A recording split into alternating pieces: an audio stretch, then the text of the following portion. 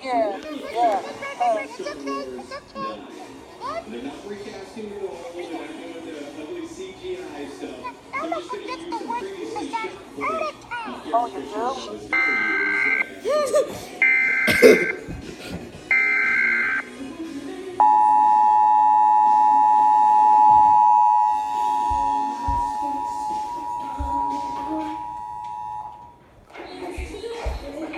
Emergency alert system. Equipment that can quickly warn you during emergencies is being tested. If this had been an Amber Alert or other emergency, official messages would have followed the alert tone. This concludes this test.